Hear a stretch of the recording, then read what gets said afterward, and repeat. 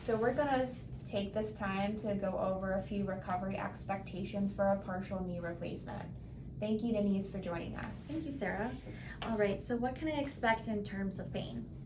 So all the anesthesia that the surgery center will be giving you wears out of your system anywhere between 12 to 36 hours or so. So you may have an increase in pain thereafter. That's normal. That's where the pain medications that we'll talk about after this video will come into play. Do expect to have some swelling at the site. Swelling does go and extend into the lower leg, so do not be alarmed if you have ankle swelling. And then bruising. You're also going to have some bruising both above and below the knee. It can go into the foot as well, so again, do not be alarmed. The bruising will be resolved in a few weeks. The swelling can take a few weeks to months to fully resolve, but bottom line is both gets better. Okay, and what about my incision? It's going to be covered with a waterproof dressing, so you're going to be able to shower even the night after surgery. The dressing will remain in place for a total of 2 weeks. We see you back at the 2-week mark to get x-rays, see how you're doing, and then remove the dressing.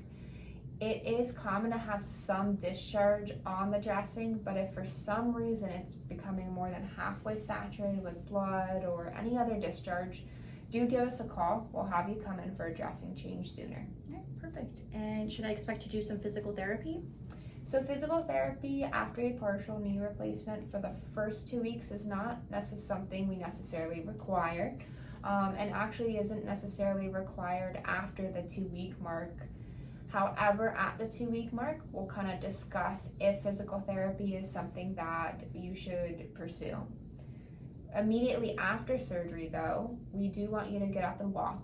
So about 15 to 20 minutes, 2 to 3 times a day, increasing your tolerance as you're able to.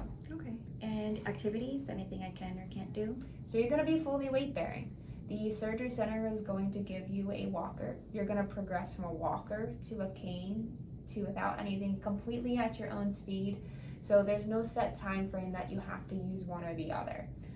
Just, if you're having a good amount of pain or discomfort, use the more assisted device for that. Okay, any tips for sleeping? So you can sleep in any position. We just do not want to have a pillow directly underneath the knee. You can put it underneath the calf or foot or on the side of the knee, but just not directly underneath the knee. Okay, and should I be worried about blood clots? Anything I can prevent doing? We have several avenues that we have in place to help prevent against blood clots. First is if you do have a history of a blood clot, a DVT, or a PE, do let us know because this may be altered in a specific way. However, generally, we do place patients on a baby dose of aspirin to take for 30 days after surgery twice a day. We do couple that with Protonics, which is an antacid for the stomach, just to help protect the stomach lining. Additionally, we want you to wear compression socks. Compression socks will come above the knee. They're going to stay on the surgery leg for a total of 4 weeks and on the non-surgical leg for 2 weeks. For a good portion of the day, about 8 hours or so. You do not have to wear them at night. Okay. In fact, the surgery center will be giving you these sequential compression devices. They inflate up and down. They are worn just at night for the first 2 weeks on both legs. Okay. And what about follow-up appointments? So we see you back at several intervals to check x-rays and see how you're doing. We see you initially at the 2-week mark to again get x-rays, see how you're doing, and remove the dressing. Then we'll see you back at the 6-week mark, the 4-month mark, and 1 year. Okay. And how soon can I visit my dentist?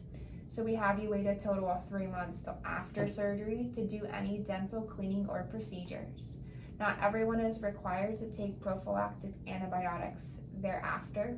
When they go see the dentist, have a discussion with us and your dentist prior to proceeding forward with that. Okay. And when is it okay to call the doctor?